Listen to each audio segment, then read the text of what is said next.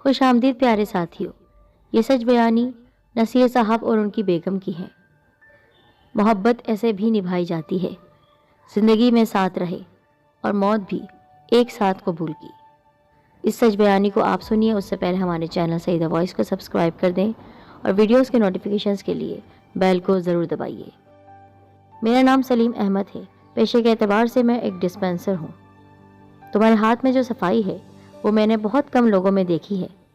2 دن کے بچے کو ڈرپ لگاتے دیکھ کر مجھے تعریفی الفاظ میں لوگ کہتے، واقعی مجھ پر اللہ تعالیٰ کا بہت کرم ہے کہ میں ایمرجنسی قسم کی سچویشن کو بھی ہینڈل کر لیتا ہوں۔ ایک دن کسی صاحب نے فون کر کے مجھ سے کہا کہ باقاعدگی سے وہ ٹیکے لگوانا چاہتے ہیں۔ اپنا نام انہوں نے نصیر احمد بتایا، ویسے سب ان کو میاں صاحب کہتے تھے۔ گھر کا پتہ بتایا تو وہ میرے گھر سے زیادہ دور نہیں تھا۔ نصیر صاحب 60 سال کے لگ بھگ تھے، خوش شکل، قد کاٹ کے بہت اچھے، جوانی میں لگتا ہے کہ اسمارٹ ہوں گے۔ اب شوگر کی بیماری نے کمزور کر دیا، کافی امیر بھی تھے۔ ان کی بیگم مجھے کافی کم عمر لگتی تھی، ان کا نام سلمہ تھا۔ سلیم احمد، آپ اچھے آدمی ہیں، مجھے انجیکشن اتنے آرام سے لگاتے ہیں کہ پتہ بھی نہیں چلتا۔ وہ مجھ سے میری زندگی کے بارے میں پوچھتے رہتے لیکن اپنے متعلق کچھ نہیں بتاتے۔ ایک دن میں ان کا بلڈ پریشر لے رہا تھا۔ سلیم میاں، آپ کو پتہ ہے سلمہ بیگم میری دوسری بیوی ہیں۔ میں نے اچانک اوپر دیکھا، وہ سوچ میں گم تھے۔ میری پہلی بیوی انجم میری محبت تھی، وہ میری خالہ زاد تھیں اور ایک ہی محلے میں ہم دونوں رہتے تھے۔ مجھے یاد ہے ان سے شادی کا فیصلہ نہ صرف میرا تھا بلکہ باقی لوگوں کی خواہش بھی اس میں شامل تھی۔ وہ بہت خوبصورت تھیں، بالکل میری آرزوؤں کے مطابق، میری خواہشات کے مطابق۔ وقت بہت اچھا گزر رہا تھا۔ اللہ تعالیٰ نے ہمیں 4 بچے عطا کیے، 2 لڑکے اور 2 لڑکیاں۔ لڑکیاں شادی کے بعد امریکہ میں سیٹل ہیں، ایک لڑکا جرمنی ایسا گیا کہ پھر پلٹ کر نہ دیکھا۔ عامر کو تو آپ جانتے ہیں، یہیں رہتا ہے۔ وہ خاموش ہو گئے۔ سلمہ باجی شاید دوسرے کمرے میں مصروف تھیں۔ پھر ایسا ہوا، وہ اچانک بولے کہ میرے ہرے بھرے باغ کو جیسے آگ لگ گئی۔ انجم کو کھانسی کا دورہ پڑا اور پھر پھیپھڑوں میں تکلیف شروع ہو گئی، سانس لینے میں دشواری ہونے لگی۔ چیک اپ کے بعد پتہ چلا کہ کینسر ہے۔ بہت علاج کروایا لیکن کوئی فرق نہیں پڑا۔ آخر وہ دن آ گیا جس دن وہ ہم سب کو روتا چھوڑ کر اللہ تعالیٰ کو پیاری ہو گئی۔ نصیر صاحب کی آنکھوں میں آنسو تیر رہے تھے۔ میرا دل بھی بہت اداس ہوا۔ ان کے جانے کے بعد مجھے لگا میں زندہ نہ رہ سکوں گا۔ بچیاں واپس اپنے گھروں کو لوٹ گئیں۔ عامر کے 2 بچے ہو چکے تھے، وہ میرے ساتھ پہلے بھی نہیں رہتا تھا، بس مہربانی یہ ہوئی کہ اوپر والے پورشن میں آ کر رہنے لگا۔ میں اتنے بڑے پورشن میں اتنا تنہا ہو گیا کہ کئی مرتبہ جی چاہا اپنی جان لے لوں۔ نہ کہیں جاتا، نہ کسی سے ملتا۔ ریٹائرمنٹ ہو چکی تھی، دوست احباب چھوٹ گئے تھے۔ سچی بات تو یہ ہے کہ انجم کے ساتھ زندگی گزارتے ہوئے کسی اور کی ضرورت ہی نہیں پڑتی تھی۔ اب ادھر ادھر نظر دوڑاتا ہوں تو سوائے اپنے خانسامہ حمید کے سوا کوئی نظر نہیں آتا تھا۔ پھر میں نے سوچا کہ اللہ تعالیٰ سے لو لگا لیتا ہوں اور مسجدوں میں نمازوں کی پابندی شروع کر دی۔ اس سے دل بھی بہل گیا اور جو کوتاہیاں سرزد ہوئی تھی ان کی تلافی بھی ہونے لگی۔ ایک دن کا ذکر ہے، ظہر کی نماز کے بعد میں عصر کا انتظار کر رہا تھا۔ قرآن پاک میرے ہاتھ میں تھا۔ مولوی صاحب میری طرف چلے آئے، مجھ سے اجازت لے کر وہیں بیٹھ گئے۔ عام بات چیت چلنے لگی۔ میں نے قرآن پاک کو وہیں رکھ دیا اور ان سے باتیں کرنے لگا۔ میاں صاحب، میں نے کچھ دنوں سے نوٹ کیا ہے کہ آپ ماشاء اللہ نہ صرف مسجد میں تمام نمازیں باجماعت ادا کرتے ہیں بلکہ یہاں قیام بھی فرماتے ہیں۔ جی الحمدللہ، اللہ کا بہت کرم ہے۔ جوانی میں تو اللہ معاف کرے نمازوں کا ہوش نہیں تھا، اب جب چل چلاؤ کا ٹائم آ گیا ہے تو مسجد کی یاد آ گئی۔ انہوں نے پھر مجھ سے کہا، میں آپ سے کچھ کہنا چاہتا ہوں، مجھے ڈر ہے آپ برا نہ مان جائیں۔ ارے مولانا صاحب، آپ کیسی باتیں کر رہے ہیں؟ میں کیوں برا مانوں گا؟ میں آپ کی بہت عزت کرتا ہوں، احترام کرتا ہوں۔ میں نے ان کا ہاتھ پکڑ لیا۔ آپ دوسری شادی کر لیجئے۔ وہ اچانک بولے۔ میں تھرا سا گیا، ہاتھ چھوڑ دیا۔ یہ آپ کیا کہہ رہے ہیں؟ آپ نے میری عمر دیکھی ہے، اس عمر میں شادی کرتا ہوا اچھا لگوں گا؟ پھر کیا ہوا؟ ماشاء اللہ خوش شکل ہیں، تندرست ہیں، پھر صاحب حیثیت بھی ہیں۔ لوگ کیا کہیں گے؟ کون سے لوگ؟ جو آپ کو کبھی ملنے نہیں آتے۔ تنہائی آپ کو مار ڈالے گی اور اس موت کے سبب آپ خود ہوں گے۔ اللہ تعالیٰ نے اور پھر نبی صلی اللہ علیہ وآلہ وسلم نے آپ کو دوسرے نکاح کی اجازت دے رکھی ہے، تو لوگ کون ہوتے ہیں جو آپ کو اس بات پر اعتراض کریں؟ اب وہ ذرا زور سے اعتماد سے کہہ رہے تھے، مگر میرے بچے نہیں مانیں گے۔ مان جائیں گے جب وہ دیکھیں گے کہ آپ نے اپنی زندگی کو دوبارہ ڈھنگ سے گزارنے کا ارادہ کر لیا ہے۔ پتہ نہیں مولانا، میں سمجھ نہیں پا رہا ہوں۔ میں آپ کو بالکل مجبور نہیں کروں گا۔ میں جانتا ہوں یہ بات آپ کے لیے بہت ہی ذاتی ہے، میں اس میں بالکل بھی آپ پر دباؤ نہیں ڈالوں گا، لیکن آپ کو سوچنا چاہیے۔ اس واقعے کے بعد میں نے بھی ذرا سنجیدگی سے سوچنا شروع کر دیا۔ دل و دماغ میں وسوسے اٹھتے تھے، کیا کروں کیا نہ کروں، لیکن ایک ہفتے کے دوران ہی ایک ایسا واقعہ ہو گیا کہ مجھے حالات سے ڈر لگنے لگا۔ ہوا یوں کہ عامر اپنے بیوی بچوں کے ساتھ اپنے سسرال گیا ہوا تھا۔ خانسامہ حمید اپنے کوارٹر میں جا کر سو گیا تھا۔ مجھے بائیں بازو میں درد سا محسوس ہوا، دل میں گھبراہٹ ہونے لگی، ماتھے پر پسینہ۔ اوہ میرے اللہ، یہ کہیں دل کا دورہ تو نہیں ہو رہا؟ میں گھبرا سا گیا۔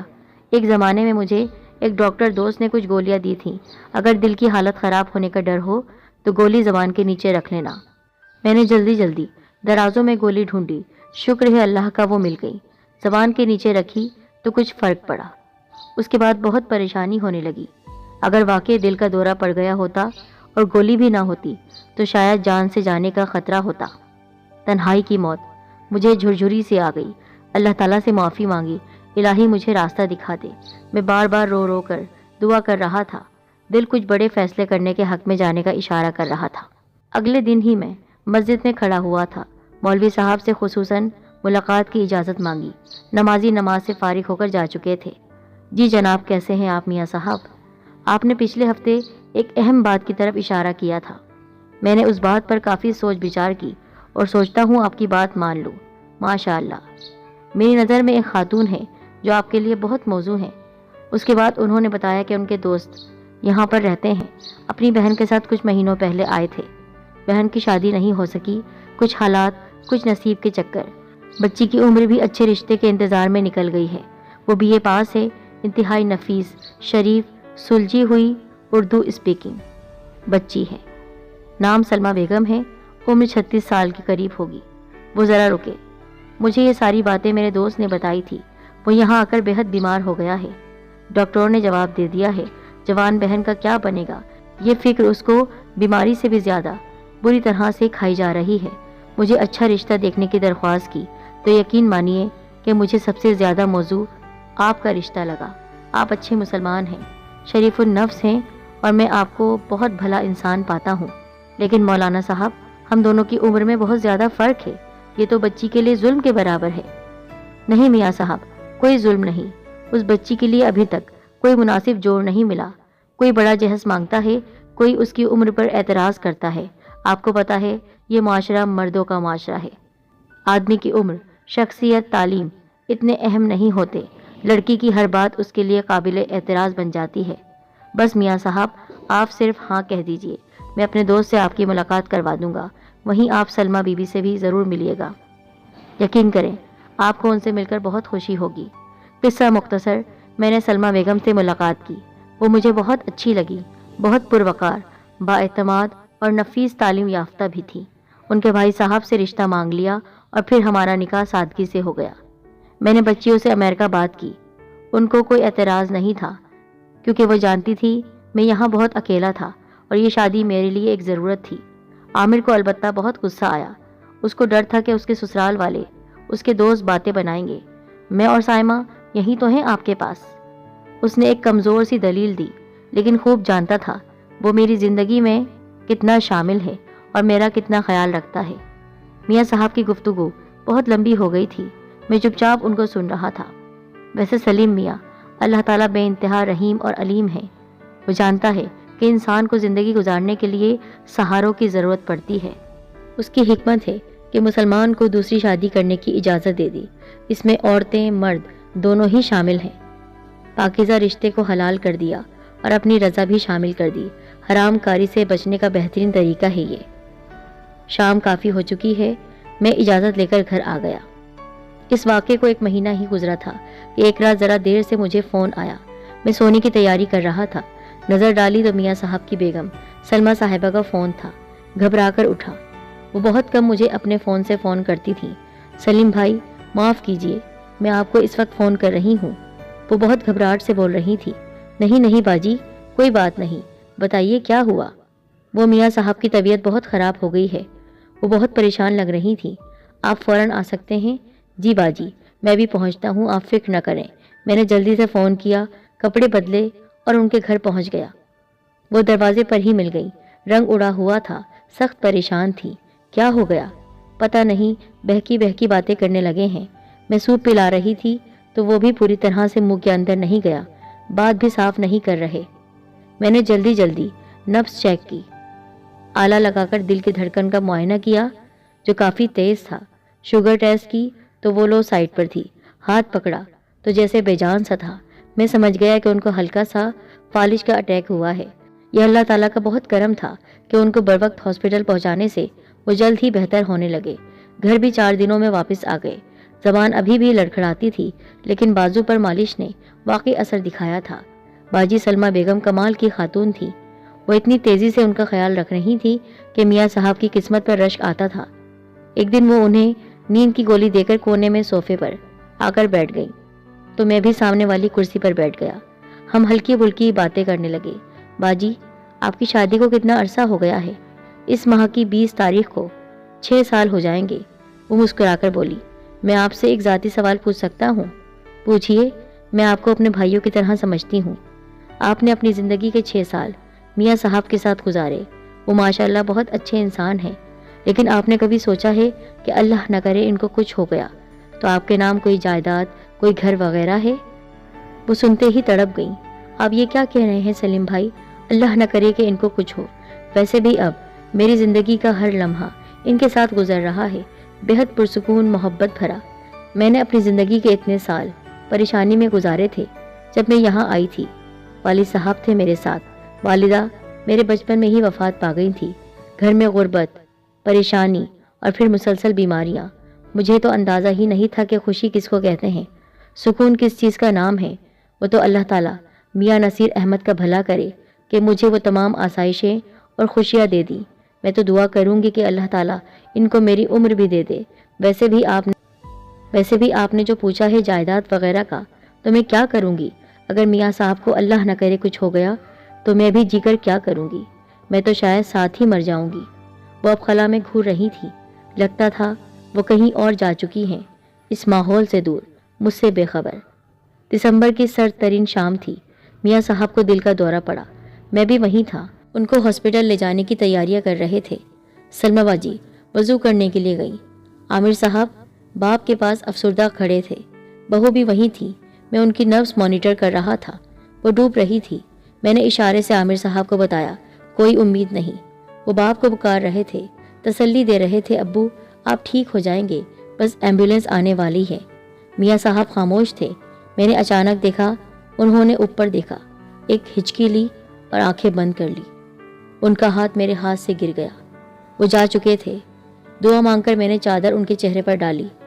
عامر رو رہا تھا۔ کیا ہوا؟ سلمہ باجی جلدی سے ہماری طرف آ گئی۔ میاں صاحب جا چکے ہیں۔ کیا کہہ رہے ہیں آپ؟ ابھی تو مجھ سے باتیں کر رہے تھے۔ انہوں نے پھٹی پھٹی آنکھوں سے وہاں دیکھا جہاں وہ چہرے پر چادر اوڑھ کر اب بھی نیند سو چکے تھے۔ یہ نہیں ہو سکتا، یہ نہیں ہو سکتا۔ وہ اچانک پیچھے مڑی، ہونٹ نیلے پڑ گئے، دل پکڑ لیا، جسم کسی شاخ کی طرح کانپنے لگا۔ عامر صاحب پلیز جلدی کریں، بیگم صاحبہ کو ہاسپٹل لے کر جانا ہے، اپنی گاڑی میں لے جائیے۔ میں تقریباً چیخ کر بولا، میں میاں صاحب کے پاس بیٹھا ہوں، پلیز جلدی کریں۔ وہ لپک کر آئے، ان کی بیگم نے ان کے ساتھ سلمہ باجی کو پکڑا اور جلدی جلدی باہر جانے لگے۔ ڈرائیور نے گاڑی اسٹارٹ کر لی تھی۔ میں باہر تک گیا، وہ پچھلی سیٹ پر سائمہ باجی کے ساتھ تقریباً بے ہوش تھیں۔ میں اندر آ گیا۔ ہاسپٹل 15 منٹ کی ڈرائیو پر تھا، ابھی صرف 10 منٹ ہی گزرے تھے کہ گاڑی واپس پوچھ میں آ کر رک گئی۔ عامر صاحب بہت دکھی انداز میں کہہ رہے تھے، آپا بھی ابا کے ساتھ ہی سفر پر روانہ ہو گئی۔ بڑی احتیاط سے ان کی بیگم اور وہ ان کو نکال کر لا رہے تھے، جو واقعی اللہ کو پیاری ہو گئی تھی۔ میاں صاحب کے برابر میں ان کو لٹایا گیا تو ان کے چہرے پر سکون تھا۔ میں نے ایک نظر ڈالی، آنکھیں پوری طرح سے بند نہ تھیں۔ میں ہل کر رہ گیا، ایسی موت! واقعی جو کچھ دن پہلے کہا تھا وہی کر دکھایا۔ ان کو واقعی کسی گھر جائیداد کی ضرورت نہیں تھی۔ ان کو مرنے کے بعد بھی شوہر کے ساتھ ہی گھر نصیب ہو گیا، جنت میں گھر۔